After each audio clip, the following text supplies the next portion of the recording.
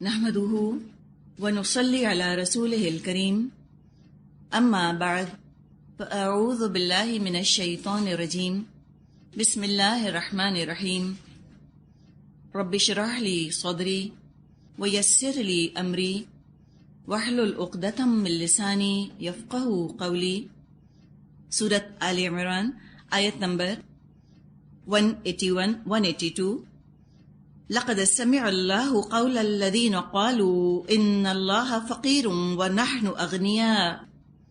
اللہ نے ان لوگوں کا قول سنا جو کہتے ہیں کہ اللہ فقیر ہے اور ہم غنی ہیں۔ ایک قول کا ذکر آ رہا ہے۔ اللہ تعالیٰ نے انسانوں کو اختیار دیا ہے کہ تم کو میں نے کان دیے ہیں، آنکھیں دی ہیں، زبان دی ہے، اور اس کا استعمال بتا دیا وحی کے ذریعے سے کہ ان اپنی فیکلٹیز کو، اپنی ان صلاحیتوں کو تمہیں کہاں استعمال کرنا ہے۔ اور بتانے کے بعد اللہ نے اب جبر نہیں کیا انسانوں کے اوپر کہ جبراً اللہ ہماری آنکھوں سے، ہمارے کانوں سے، ہماری زبانوں سے اپنی رضا والے کام کروا لے۔ چاہتا تو کر سکتا تھا، جیسے ساری کائنات کو اللہ تعالیٰ نے مسلم بنایا ہوا ہے، فرما بردار بنایا ہوا ہے، اور جبری طور پہ اللہ نے ان سب کو فرما بردار بنایا ہے۔ پہاڑوں، ہواؤں، ستاروں، سیاروں، سورج، چاند کے پاس کوئی اختیار نہیں ہے کہ وہ اللہ کی رضا کے علاوہ بھی کوئی کام کر سکیں۔ لیکن انسان چونکہ مختلف مخلوق ہے، اشرف المخلوقات ہے، چونکہ اس کو خلیفہ بنا کر دنیا میں بھیجا گیا ہے۔ جب کسی کو خلیفہ بنایا جاتا ہے تو اس کو کچھ نہ کچھ اختیار بھی دیا جاتا ہے، اتھارٹی دی جاتی ہے، اور اسی اتھارٹی میں، اسی اختیار میں اس کا امتحان ہوتا ہے۔ تو اللہ تعالیٰ نے چونکہ انسان کو اتھارٹی دی، خلیفہ بنایا، تو اس کو ارادے کی آزادی دے دی۔ وہ خود ڈیسائیڈ کر سکتا ہے اپنے لیے۔ یہ اللہ نے اپنے اختیار سے انسانوں کو اختیار دے دیا۔ اللہ کی مرضی اسی میں تھی کہ انسانوں کو اختیار دے دیا جائے کہ وہ اپنی صلاحیتیں اللہ کی رضا والے کاموں میں لگاتے ہیں یا اللہ کی ناراضگی والے کاموں میں لگاتے ہیں۔ اب جو اپنے اختیار کا ٹھیک استعمال کرے گا اس کے لیے صلاح ہے، جنت ہے، اور جو اپنے اختیار کا غلط استعمال کرے گا اس کے لیے سزا ہے، عذاب ہے۔ اللہ کو کیا پڑی تھی کہ وہ انسانوں کو سزا دے یا اجر دے؟ بات یہ ہے کہ جس کے درجے ہیں سوا، اس کی سوا مشکل ہے، کیونکہ انسان کا درجہ بڑا بلند رکھا، اشرف المخلوقات چونکہ بنایا اس کو۔ اب ہوتا یہ ہے کہ یہ اشرف المخلوقات، یہ جو اتھارٹی میں بیٹھا ہوا ہے، جس کے لیے فرمایا کہ سخر لکم ما فی الارض جمیعا منہ، کہ تم وہ انسان ہو جس کے لیے اللہ تعالیٰ نے فرمایا کہ ہم نے جو کچھ زمین میں ہے سب تمہارے لیے مسخر کر دیا، ہر چیز سبجوگیٹڈ ہے تمہارے لیے، چاند ہے تو، سورج ہے تو، پانی ہے تو، جانور ہیں تو، ہر چیز اے انسان تجھے سرو کر رہی ہے، اور تیری ذمہ داری یہ ہے کہ تو ان کا خیال رکھے گا، تو خلیفہ جو ہے۔ اب ہوتا کیا ہے کہ جب انسان اپنے اختیارات کا ذمہ داری سے استعمال کرتا ہے، اپنی صلاحیتوں کا استعمال ذمہ داری سے کرتا ہے، تو اس سے اور مخلوقات کو بھی فائدہ پہنچتا ہے، دنیا میں امن قائم ہوتا ہے، دنیا کی مخلوق محفوظ رہتی ہے، اس کے حقوق کی بھی حفاظت ہوتی ہے۔ تو انسان جب اللہ کے حق کی حفاظت کرتا ہے، اور اللہ کا حق کیا ہے؟ اللہ کا حق یہ ہے کہ اللہ کی مرضی کے مطابق ہم اپنی صلاحیتوں کو استعمال کریں، یہی ہے نا اللہ کا حق۔ اللہ کا حق یہ ہے کہ اللہ نے جو ذمہ داری ڈالی ہے ہم انسانوں پر، ہم اس کو اچھی طرح سے ادا کریں۔ تو جب انسان اللہ کا حق ادا کرتا ہے، باقی مخلوقات کے حقوق محفوظ رہتے ہیں، دنیا میں امن اور بیلنس قائم رہتا ہے۔ جب انسان باغی ہو جاتا ہے، سرکش ہو جاتا ہے، ریبیلیس ہو جاتا ہے، اور اللہ کا حق ادا نہیں کرتا، اپنی صلاحیتوں کو اللہ کے بتائے ہوئے طریقے کے خلاف استعمال کرتا ہے، تو جو آخرت کی سزا وہ سمیٹ رہا ہے وہ تو ہے اپنی جگہ۔ نقد نقصان، جو امیجیٹ نقصان ہوتا ہے دنیا میں، وہ یہ ہوتا ہے کہ دنیا میں بھی فساد پھیلتا ہے، اور جو باقی مخلوقات دنیا میں ہیں ان کے حقوق پر بھی زد پڑتی ہے۔ دنیا میں امن، بیلنس، انصاف، عدل قائم نہیں رہ سکتا۔ اور دراصل یہ اتنا بڑا جرم ہے جس کی سزا پھر آخرت میں بھگتنی ہوگی کہ تم نے کیوں فساد پھیلایا۔ فساد پھیلانے کا سب سے بڑا ذریعہ زبان ہے۔ زبان زبردست ہتھیار ہے جو اللہ نے انسانوں کو دیا ہے۔ اس کے صحیح اور غلط استعمال پر ہو سکتا ہے کہ انسان اپنے لیے صحیح استعمال کر کے جنت کما لے، اور ہو سکتا ہے غلط استعمال کر کے دوزخ کما لے۔ حدیث میں مضمون آتا ہے کہ بعض دفعہ انسان کوئی اچھی بات کہتا ہے اور اس کو احساس نہیں ہوتا میں کتنی اچھی بات کہہ رہا ہوں، لیکن وہ بات اتنی اچھی ہوتی ہے کہ جو اس کو زمین آسمان کے برابر جنت کے قریب کر دیتی ہے۔ کسی کا دل جوڑ دیا، کسی کو تسلی دے دی، کسی کو اچھی بات بتا دی، مخلوق کو مخلوق سے جوڑ دیا یا مخلوق کو خالق سے جوڑ دیا۔ آپ کے کسی ایک جملے سے ہو سکتا ہے کسی کے دل میں رب کی عظمت آ جائے، رب کی محبت آ جائے، کوئی غلط فہمی جو تھی وہ دور ہو جائے۔ بہت کچھ ہو سکتا ہے نا زبان سے، تو اتنا اجر ہے ایک اچھی بات کا۔ اس کے برعکس حدیث میں مضمون یہ آتا ہے کہ ایک شخص ہے وہ زبان سے ایک بری بات نکالتا ہے اور اس کو احساس نہیں ہوتا میں نے کیا بات کہی، کتنی بری کہی، لیکن وہ بات اس کو زمین آسمان کے برابر جہنم کے قریب کر دیتی ہے۔ تو بات بڑی چیز ہے، سوچ سمجھ کے بولنے کی ضرورت ہے۔ تو یہاں بھی ایک قول کا ذکر آ رہا ہے، سمع اللہ قول الذین، سن لیا اللہ نے قول ان لوگوں کا، قالوا جنہوں نے کہا ان اللہ فقیر، بے شک اللہ تو فقیر ہے، ونحن اغنیاء، ہم ہیں غنی۔ پس منظر یہ ہے کہ قرآن میں جب یہ آیت آئی کہ من ذا الذی یقرض اللہ قرضا حسنا، کون ہے جو اللہ کو اچھا قرض دے، اس پر ایک یہودی نے کہا ان اللہ فقیر ونحن اغنیاء۔ بہت ان کو ہنسی آئی، انہوں نے کہا لو اللہ فقیر ہو گیا اور اللہ ہم سے قرض مانگ رہا ہے، ہم غنی ہیں، ہم پیسے والے۔ یہ ہے انتہائی درجے کی جہالت کہ اللہ کی باتوں کو مذاق میں اڑایا جائے۔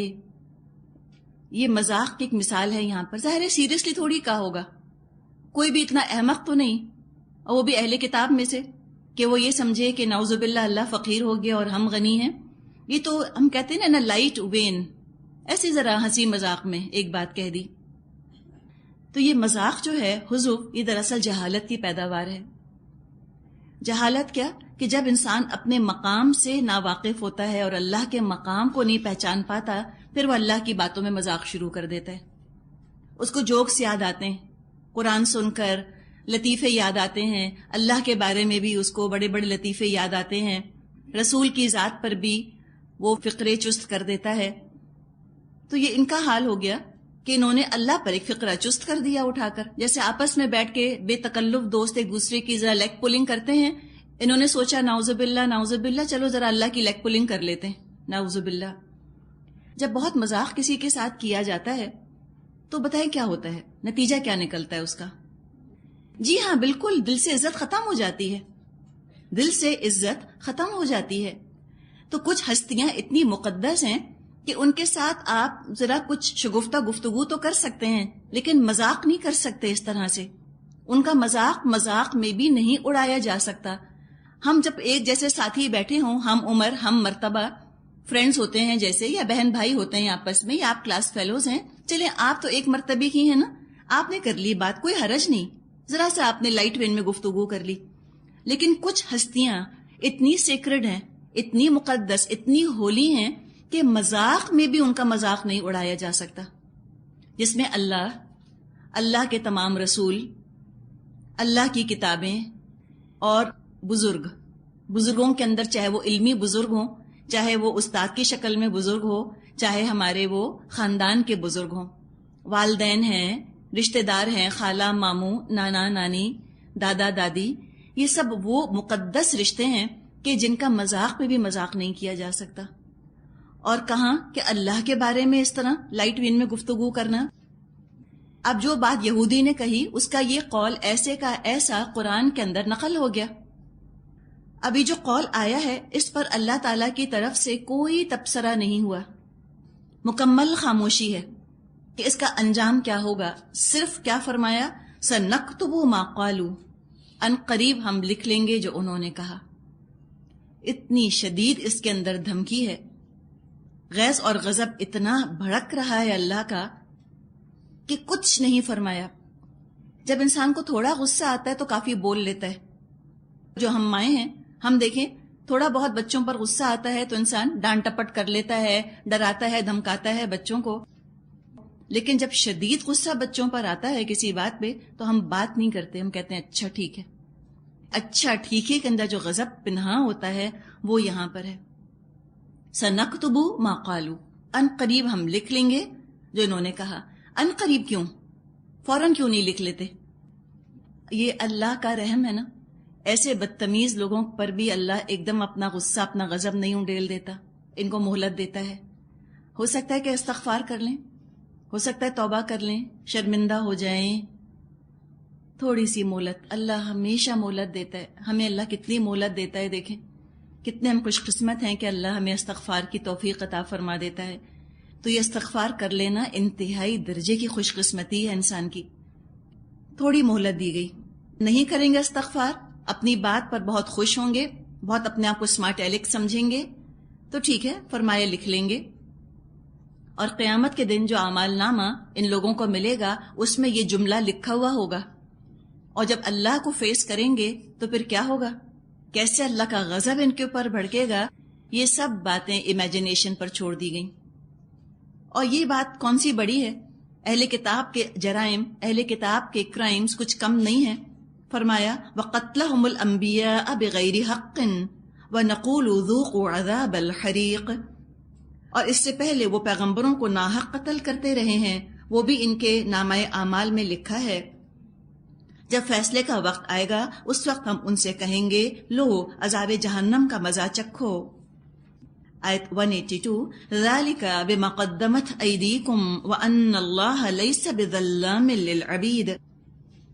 یہ تمہارے اپنے ہاتھوں کی کمائی ہے, اللہ اپنے بندوں کے لیے ظالم نہیں. تو بتایا کہ تو پہلے بھی انبیاء کو قتل کرتے رہے, جو انہوں نے اپنے جرائم کیے ہیں. دنیا میں تو ہو سکتا ہے کہ ان کے اوپر آنچ بھی نہ آئی ہو, ان کی زبان کے اندر چبن بھی نہ ہوئی ہو, لیکن قیامت کے دن تو وہ جلنے کے عذاب کا مزہ چکھیں گے. دراصل سود خوری اور دولت سے محبت کی وجہ سے یہودیوں میں بخل کا مرض پیدا ہو گیا تھا, میزر ہو گئے تھے. انفاق کی آیات ان کو انتہائی ناگوار گزرا کرتی تھیں.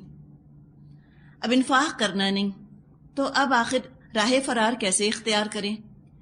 تو شریعت سے فرار حاصل کرنے کا طریقہ وہی رہا پہلے زمانے میں بھی جو آج ہے. اور وہ کیا کہ اس کی سیریسنس کو, اس کی ہولینس کو گھٹا دو, اس کی سنجیدگی کو, اس کی اہمیت کو, اس کے تقدس کو کم کر دو. اور کسی بھی چیز کے تقدس کو کم کرنے کا طریقہ کیا ہے؟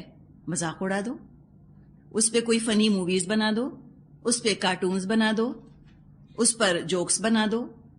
ہر چیز کی ویلیو ختم ہو جاتی ہے. بے موقع مذاق کرنا یہ اللہ کے غضب کو انتہائی بھڑکانے والی چیز ہے. تو چونکہ ان کو انفاق کرنا نہیں تھا تو لہٰذا انہوں نے اللہ کا مذاق اڑا دیا. تو سوچیں کہ جس کی ذہنیت اتنی پست ہو, اتنی لو مینٹیلٹی ہو کہ وہ اللہ کو تانا دے دے یا وہ اللہ کا مذاق اڑائے, جو اللہ کا حق اس درجے ضائع کرنے والا ہو, وہ انسانوں کا حق کتنا ضائع کرتا ہوگا, وہ مخلوق کے حق میں کتنا ظالم ہوگا. اور یہ ہوتا ہے. اللہ رسول کا مذاق اڑانا نہایت سنگین جرم ہے. سخت سے سخت حالات میں بھی کبھی اللہ کے متعلق نہ کوئی بری بات سوچنی ہے, اب سوچنی ہی نہیں تو منہ سے نکالنا تو پھر دور کی بات ہے. یہ قول کو بھی تو آپ سوچیں نا, یہ قول ایک دم زبان سے کیسے نکلا؟ آخر ذہنوں کے اندر کچھ نہ کچھ لاوا تو پکتا رہا ہوگا نا. کتنی کچھ بدگمانیاں اللہ کے خلاف رہی ہوں گی, کتنا غصہ بھرا رہا ہوگا ذہنوں کے اندر. آتش فشاں جیسے ہوتا ہے, پہلے لاوا اندر ہی اندر پکتا ہے, پھر بالآخر پھوٹ بہتا ہے باہر. تو ان کے اندر بھی نفرت اور غصے کا آتش فشاں والکینو ابل رہا تھا. ایک دن بس ارپٹ ہو گیا, پھٹ پڑا, زبان سے بھی وہ زہر جو ہے اور وہ برائیاں جو ہیں وہ نکل آئیں. آگے فرمایا آیت 183. اب یہاں سے رخ یہودیوں ہی کی طرف ہے. الذین سے مراد یہود ہیں. الذین قالوا ان اللہ عہد الینا اللہ نؤمن لرسول حتی تأتینا بقربان تأکلہ النار. جو لوگ کہتے ہیں اللہ نے ہم کو ہدایت کر دی ہے کہ ہم کسی کو رسول تسلیم نہ کریں جب تک وہ ہمارے سامنے ایسی قربانی نہ کرے جسے غیب سے آ کر آگ کھا لے. قل، اے نبی صلی اللہ علیہ وسلم آپ فرما دیجئے، قد جاءکم رسل من قبلی، تحقیق آئے تھے تمہارے پاس کئی رسول مجھ سے پہلے، بالبینات، روشن نشانیوں کے ساتھ، وبالذی قلتم، اور اس چیز کے ساتھ جو تم کہہ رہے ہو، فلم قتلتموہم ان کنتم صادقین، تو پھر کیوں تم نے ان کو قتل کیا اگر تم سچے ہو. اب یہ اپنی بے عملی کے اوپر یہود جو تھے یہ تقوی کا پردہ ڈالنے کی کوشش کرتے تھے، خدا خوفی کا اور اللہ کی اطاعت کا پردہ ڈال کر اس اطاعت کے پردے میں نافرمانیاں کرنا چاہتے تھے. اس کی مثال پہلے بھی ہم نے پڑھی سورہ بقرہ میں، کیسی گائے ہو، رنگ کیسا ہو، ہمیں سمجھ ہی نہیں آتی، موسیٰ تم بتاؤ صحیح سے کیسی گائے ہو. پریٹینڈ کیا کر رہے تھے وہاں بھی کہ ہم تو بڑے محتاط ہیں اللہ کی مرضی معلوم کرنے میں، اور احتیاط کے پردے میں راہ فرار تلاش کر رہے تھے. اسکیپزم کے لیے بس ایک ان کا ونیر تھا. تو یہاں بھی نبی اکرم صلی اللہ علیہ وسلم کی اطاعت سے فرار حاصل کرنے کے لیے انہوں نے ایک جھوٹ گھڑا. وہ کہا کرتے تھے کہ ہمیں تو اللہ کی طرف سے ہدایت ہے کہ کسی کے دعوی رسالت کی تصدیق نہیں کریں گے، ہم کسی کے پروفٹ ہوڈ کو کنفرم نہیں کریں گے جب تک وہ ایسی قربانی نہ پیش کرے جس کو آسمان سے آ کر آگ کھا لے. جہاں تک اس بات کا تعلق ہے کہ آسمان سے کیا آگ آتی تھی، کیا وہ قربانیوں کو کھاتی تھی، تو روایات سے ہمیں پتہ چلتا ہے کہ جی ہاں ایسا ہوتا تھا. شروع زمانے میں ایسا ہوتا تھا. حضرت الیاس علیہ السلام نبی تھے، انہوں نے بعل دیوتا ایک تھا، اس کے پجاریوں سے، اس کے ورشپرز سے مقابلہ کیا. شرط یہ تھی کہ جس کی قربانی آسمانی آگ کھا لے وہ حق پر ہے. ابھی جو بعل کے پجاری تھے، بعل ایک بت کا نام تھا، تو بعل کے پجاری کئی دن اپنی قربانی آسمان کے نیچے رکھ کر ناچتے رہے، گاتے رہے، لیکن کچھ بھی نہ ہوا. آسمان سے آگ نے آ کر اس قربانی کو نہ کھایا. حضرت الیاس علیہ السلام نے جب رکھی تو آسمان سے آگ آئی اور ان کی قربانی کو جلا دیا. انگلش لینگویج میں تو یہ باقاعدہ پروورب ہے نا، برنٹ آفرنگز کہا بھی جاتا ہے، برنٹ آفرنگز. تو یہ چیز تو تھی. اس زمانے میں یہ طریقہ تھا قربانی کے قبول ہونے کا. اچھا، اب ہم اگر اس کا مقابلہ اسلامی شریعت سے کریں تو ہمیں فرق نظر آتا ہے. اب تو آسمان سے آگ آ کر نہیں کھاتی. کوئی وجہ بتائے گا آپ میں سے کیوں؟ کہ اللہ نعوذ باللہ مجبور ہو گیا کہ آسمان سے آگ نہ آ سکے؟ بالکل، بہت اچھی بات بتائی انہوں نے. اب دیکھیں پہلے کیا تھا، لوگ کم تھے، غذا بہت تھی. اب آسمان سے آگ آ کر اگر غذا کو جلا بھی ڈالے اور اس کو لوگوں کے استعمال کے قابل نہ چھوڑے تو کم از کم اس میں یہ نہیں ہوتا تھا کہ لوگ بھوکے بیٹھے رہیں اور آسمان سے آگ آئی اور اس نے جلا دیا. بس ایک ہی طریقہ تھا. ابھی انسان جو ہیں وہ عہد طفولیت میں تھے، سمجھیں کہ ہیومینٹی کا کلیکٹیو چائلڈہڈ تھا. ایسی چیزیں ان کو متاثر کیا کرتی تھیں، تو لہٰذا ایسی نشانیاں دکھا دی جاتی تھیں. لیکن اب کیا ہوا، جب تک اسلام آیا، نمبر ایک تو یہ بات ہوئی کہ ہیومینٹی جو ہے وقت کے ساتھ ساتھ اس کی عقل بھی پختہ ہو گئی، مینٹل میچورٹی آ گئی انسانوں کے اندر. اور دوسری چیز یہ کہ انسانوں کی تعداد بھی اتنی بڑھ گئی کہ اس طرح غذا کا جلا دینا وہ پھر اس غذا کو انسان کے استعمال کے قابل نہیں چھوڑتی یہ چیز. تو لہٰذا کہا گیا کہ اب تم کیا کرو کہ تم اپنی قربانی اللہ کے نام پہ کرو، خلوص نیت سے کرو، انشاءاللہ اللہ تعالیٰ قبول فرمائے گا. تو یہ تو ہوتا تھا، لیکن یہ کہیں نہیں لکھا تھا کہ ہر رسول یہی کام کرے گا. یہ انہوں نے اپنی طرف سے گھڑ لیا، ایڈیشن کر لیا. نبی اکرم صلی اللہ علیہ وسلم کا جو معجزہ تھا وہ تھا قرآن. اب جہاں تک اس بات کا تعلق ہے کہ آسمان سے آگ آتی تھی اور کسی قربانی کو جلا دیتی تھی، اس میں بھی کیا ہوتا تھا کہ بہت سے لوگ ایمان پھر بھی نہ لاتے تھے.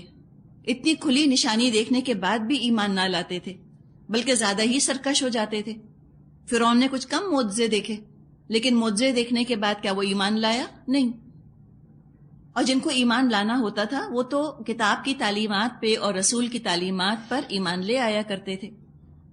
تو یہاں بھی بات یہ ہے کہ اگر آگ آ کر کھا بھی لیتی قربانی کو نبی اکرم صلی اللہ علیہ وسلم کے زمانے میں تب بھی یہ لوگ جو ایسی باتیں کر رہے ہیں یہ ایمان نہ لاتے، ان کو ایمان لانا ہی نہیں۔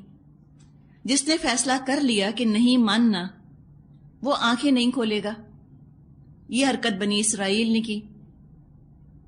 سینکڑوں نبی آئے بنی اسرائیل میں، طرح طرح کے معجزات لائے۔ خود عیسیٰ علیہ السلام نے ان کے سامنے مردوں کو زندہ کیا اور بے جان میں جان ڈالی، تو یہ کون سا ایمان لے آئے عیسیٰ علیہ السلام پر؟ بلکہ الٹا ان کو جادوگر قرار دے دیا اور ان کی جان لینے پر تل گئے۔ تو نبی اکرم صلی اللہ علیہ وسلم کو تسلی دی جا رہی ہے آگے کہ ان کی حجت بازیوں سے دل چھوٹا نہ کریں۔ ایک اور بات یہ پتہ چل رہی ہے یہاں پہ کہ دیکھیں، ہر اعتراض کا ڈائریکٹ جواب نہیں ہوتا۔ اگر ہم یہ سمجھیں کہ ہم اپنے علم سے اور اپنے الفاظ کے زور سے ہم کسی کو قائل کر دیں گے، ہم نہیں کر سکتے۔ بہترین سے بہترین دلیل بھی آپ پیش کر دیں، جس کو نہیں ماننا ہوگا وہ نہیں مانے گا۔ اللہ تعالیٰ نے یہاں دلیل بیان فرمائی، لیکن یہ آیت پڑھ کے کتنے یہودی ایمان لے آئے ہوں گے؟ شاید ہی کوئی لایا ہو۔ آگے فرمایا آیت 184، فَإِن كَذَّبُوكَ فَقَدْ كُذِّبَ رُسُلٌ مِّن قَبْلِكَ جَاءُوا بِالْبَيِّنَاتِ وَالزُّبُرِ وَالْكِتَابِ الْمُنِيرِ۔ اب اے محمد صلی اللہ علیہ وسلم، اگر یہ لوگ تمہیں جھٹلاتے ہیں تو بہت سے رسول تم سے پہلے جھٹلائے جا چکے ہیں، جو کھلی کھلی نشانیاں اور صحیفے اور روشنی بخشنے والی کتاب لائے تھے۔ بتایا کہ دیکھیں، حسب عادت یہ آج آپ کو جھٹلا رہے ہیں، یہ ان کا پرانا طریقہ ہے۔ وجہ یہ نہیں ہے کہ آپ کے کردار یا سیرت یا آپ کی لائی ہوئی تعلیمات میں کوئی کمی ہے۔ مسئلہ ان کا یہ ہے کہ دنیا کی عظمت، دنیا کی محبت میں یہ حد درجے گرفتار ہیں۔ ان کو سچائی سے، ہدایت سے کوئی دلچسپی نہیں ہے، یہ صرف لائف انجوائے کرنا چاہتے ہیں۔ یہ غیر خداؤں سے اتنے مرعوب ہیں کہ اللہ سے اب یہ امپریس نہیں ہے۔ جیسے آج بھی ہم سو کالڈ انٹلیکچوئلس کو دیکھتے ہیں جو دانشور طبقہ ہے، ان کی کبھی آپ باتیں سنیں، اللہ اور رسول اور قرآن پر ایمان لانا اور قرآن کی بات کو ماننا، اس سے بڑھ کر لگتا ہے کہ حماقت کوئی نہیں ہے۔ اور بعض دفعہ ایسا لگتا ہے کہ جیسے جھوٹ کو ثابت کرنا آسان ہے اور سچ کو ثابت کرنا مشکل ہے، اس لیے کہ جو جھوٹ کو ثابت کرنے کھڑا ہوتا ہے اس کے سامنے تو کوئی اسکروپلز نہیں ہوتے نا، اس کے سامنے تو کوئی اخلاقی اقدار نہیں ہوتی، وہ تو ہر چیز کو پامال کرتا ہوا چلا جاتا ہے۔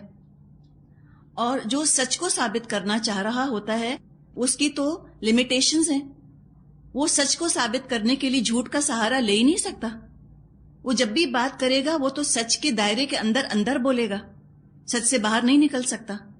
اور جس کو جھوٹ ثابت کرنا ہے وہ تو 100 جھوٹ گھڑ لے گا آگے، تو آپ کسی کی زبان کو کہاں تک پکڑیں گی؟ تو رہنے ہی دیں، اس چیز کو چھوڑ دیں۔ آخر قیامت آنی ہے، ہر چیز ثابت نہیں کی جا سکتی، یہ حقیقت ہے۔ اور یوں محسوس ہوتا ہے کہ جتنی خوبصورت حقیقت ہے اللہ، اس کو اتنا ہی لیبارٹری میں ثابت کرنا مشکل کام ہے۔ اس کے لیے تو دل کا آئینہ چاہیے، اس کے لیے تو فطرت کی پاکیزگی چاہیے۔ فطرت کے پاکیزہ آئینے میں، دل کے شفاف آئینے میں اللہ نظر آ جاتا ہے۔ اب جس کا دل اتنا پراگندہ، اتنا گندا، اتنا دھندلا یا اتنا اندھا ہو چکا ہو، دنیا کی محبت کی گرد اتنی پڑ چکی ہو، وہاں کہاں اللہ نظر آئے گا؟ یہ تو ایسی ہی بات ہے۔ آپ نے دیکھا ہوگا نا کہ شیشے کے پیچھے وہ مرکری لگاتے ہیں تو پھر نظر آتا ہے عکس اس کے اندر۔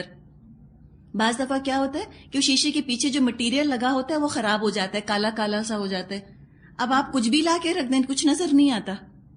آپ کتنا خوبصورت ہیرا لا کے شیشے کے سامنے رکھ دیں، شیشے کی صلاحیت ختم ہو چکی ہے دیکھنے کی۔ تو بعض دل ایسے ہو جاتے ہیں، اتنے خراب ہو جاتے ہیں، وہ جس کا دل ہوتا ہے اس نے اپنے دل پر اتنا ظلم کیا ہوتا ہے، اس کو اتنا مس یوز کیا ہوتا ہے کہ وہ دل جو ہے وہ دیکھنے کی صلاحیت واقعی کھو بیٹھتا ہے۔ تو ایسی بات ہے کہ جیسے ایسے شیشے کے سامنے کچھ بھی رکھنا بیکار ہے، ایسے اندھے دلوں کے سامنے کوئی بھی خوبصورت سے خوبصورت دلیل رکھنا بیکار ہے۔ تو اگر وہ نہیں مان رہے، اس کا مطلب یہ تھوڑی ہے کہ ہم بھی ماننا چھوڑ دیں۔ مسئلہ سارا کیا ہوتا ہے، ہم کسی کو قائل کرنا شروع کرتے ہیں، وہ قائل ہونے پہ تیار نہیں ہو رہا ہوتا، رفتہ رفتہ وہ ہمیں قائل کر لیتا ہے، یہ بڑا خطرہ ہے۔ تو زیادہ لمبی بحث نہ کھینچا کریں ایسے لوگوں سے. کٹ اٹ شارٹ، جتنی جلدی اس کو آپ سمیٹ سکیں سمیٹ کے ختم کریں بات کو. کہیں ایسا نہ ہو کہ وہ اس چیز کو آپ کے اندر منتقل کر دے اور آپ کا شفاف دل جو ہے وہ گدلا اور دھندلا اور اندھا ہونے لگ جائے. یہاں پہ بھی آپ دیکھیں نا، اللہ تعالیٰ کا طریقہ کتنا خوبصورت ہے. بہت لمبی باتیں نہیں کرتا اللہ ایسے لوگوں سے، کہتا ہے چھوڑ دو ان کو ان کے حالوں کے اوپر. فذرنی ومن یکذب بہذا الحدیث، ہم پڑھیں گے آگے انشاءاللہ کہ اے نبی صلی اللہ علیہ وسلم چھوڑ دیجئے مجھے اور اس کو جو کہ اس کتاب کو، اس بات کو جھٹلاتا ہے. اللہ نمٹ لے گا.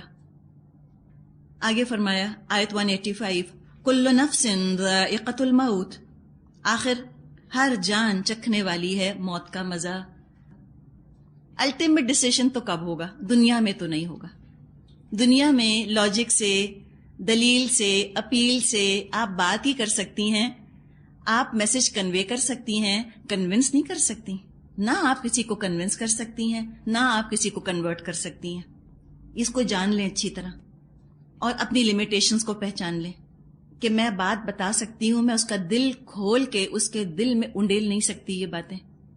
وہ اپنا دل نہیں کھولے، آپ زبردستی نہیں کھول سکتی. تو اس کو بتا دیں. فیصلے تو ہوں گے، لیکن جو آپ نے بتایا اور جو اس نے سنا یہ کہیں غائب نہیں ہو گیا. ایک وقت آئے گا جب اس کہنے کا اور اس سننے کا بھی حساب لیا جائے گا. وہ دن آنا ہے اور وہ ہے دراصل ہمیشہ کی زندگی. یہ زندگی کیا ہے اس دنیا میں؟ اس کی نیشنلٹی کس کو ملی؟ اس کی شہریت کس کو ملی؟ کیوں اتنا اس کو دل سے لگا کر رکھتے ہیں؟ کیوں لپٹے جاتے ہیں اس سے؟ الٹیمیٹلی چھوڑنا ہے، چھوڑ کے تو جانا ہے. اس کمرے سے تو باہر نکلنا ہے جس کمرے کا نام ہے دنیا، اور اس کے بعد جانا ہے اپنی اصل زندگی کی طرف. فرمایا ہر جان چکھنے والی ہے موت کا مزہ. وَإِنَّمَا تُوَفَّوْنَ أُجُورَكُمْ يَوْمَ الْقِيَامَةِ، اور تم سب اپنے اپنے پورے اجر قیامت کے روز پانے والے ہو. فَمَن زُحْزِحَ عَنِ النَّارِ وَأُدْخِلَ الْجَنَّةَ فَقَدْ فَازَ، کامیاب دراصل وہ ہے جو آگ سے بچ جائے اور جنت میں داخل کر دیا جائے. دعا کریں اللہم ربنا جعلنا منہم، اللہ میں ان لوگوں میں شامل فرما لے. دیکھیں کتنی پیاری بات ہے نا. سمجھیں کہ جو فلاح ایک لفظ ہے نا، اس کو یہاں دو حصوں میں ڈیوائیڈ کر دیا. ایک کیا؟ زحزح عن النار، جو آگ سے بچا لیا گیا. یہ بھی اللہ کی بڑی رحمت ہوگی کہ اللہ لوگوں کو آگ میں نہ ڈالے. اگر وہ قیامت کے دن اتنا ہی کر دے تب بھی اس کا بڑا فضل، تب بھی اس کا بڑا کرم، اس کا رحم کہ وہ آگ میں نہ ڈالے. اور آگے وَأُدْخِلَ الْجَنَّةَ، یہ تو بونس ہے. اور جو جنت میں داخل کر دیا گیا فقد فاز، یہ تو بڑی کامیابی ہے. اور جو یہ حاصل کرنا چاہتا ہے، جہنم سے بچنا چاہتا ہے، جنت میں داخل ہونا چاہتا ہے، تو وہ اچھی طرح جان لے کہ اس کو اس دنیا کو تو منیمائز کرنا ہوگا. ڈیلیٹ نہیں. کمپیوٹر آپ لوگ استعمال کرتے ہوں گے نا، ڈیلیٹ نہیں کرنا دنیا کو. ڈیلیٹ ہم کر ہی نہیں سکتے. ہاں منیمائز کرنا ہے. وہ ایک آئیکن ہوتا ہے نا، آپ اس کو پریس کر دیتی ہیں، وہ منیمائز ہو کے نیچے آ جاتا ہے بارڈر لائن کے اوپر. تو یہ کرنا ہے دنیا کے ساتھ. دنیا کو بس میکسیمائز مت کریں، منیمائز کر دیں. بازار سے گزرا ہوں، خریدار نہیں ہوں. دنیا ضرورت ہے، مقصد نہیں. وَمَا الْحَيَاةُ الدُّنْيَا إِلَّا مَتَاعُ الْغُرُورِ، رہی یہ دنیا تو یہ محض ایک دھوکے کا سامان ہے. غرہ یا غرو کا مطلب ہوتا ہے دھوکہ دینا. تب ان کا ذکر ہے جو کہ دنیا کی زندگی میں ڈوبے ہوئے ہیں. یہ وہ لوگ ہیں جنہوں نے دنیا کو میکسیمائز کیا ہوا ہے. یہ دنیا کا کسی قسم کا نقصان نہیں اٹھانا چاہتے اللہ کی خاطر، بلکہ ان کا تو خیال یہ ہے کہ اللہ کی بات مان کے دنیا ہمارے ہاتھ سے چلی جائے گی. دنیا میں غرق ہیں، ڈوبے ہوئے ہیں. بہت مزہ آیا دنیا میں، ہر مزہ چکھا. اور گناہوں نے تو دنیا کی زندگی کا مزہ اور بھی بڑھا دیا، کوئی شک نہیں. جتنا انسان گناہ کرتا ہے دنیا بڑی مزیدار ہو جاتی ہے، بڑا لطف آتا ہے، وقت بڑا اچھا گزرتا ہے، خوب انسان زندگی کو انجوائے کرتا ہے. اب گناہوں کی تعریف نہیں کی جا رہی، گناہ کا مقام بتایا جا رہا ہے. ٹیمپٹیشن کو ٹیمپٹیشن کیوں کہتے ہیں؟ دل کھنچتا ہے نا انسان کا، نفس تو کھنچتا ہے اس طرف. اور جو اللہ کی خاطر نفس پر پابندی لگائے یہی تو اجر ہے. اگر دل میں خواہش ہی نہ ہو اور وہ کام انسان نہ کرے تو اجر کس بات کا؟ تو جہاں تک اس بات کا تعلق ہے کہ گناہ اٹریکٹیو ہوتے ہیں، پرکشش ہوتے ہیں، ٹیمپٹنگ ہوتے ہیں، بالکل ہوتے ہیں. اگر ہم لوگوں کا دل کھنچتا ہے گناہوں کی طرف، کوئی اس میں حیرت کی بات نہیں ہے، اس میں اپسیٹ ہونے کی ضرورت نہیں کہ میرا کیوں دل چاہ رہا ہے یوں کرنے کا. ہم انسان ہیں نا، ہم کمزور انسان ہیں، گناہ ٹیمپٹ کرتے ہیں، لیکن ہم اپنے نفس کو پکڑ لیتے ہیں.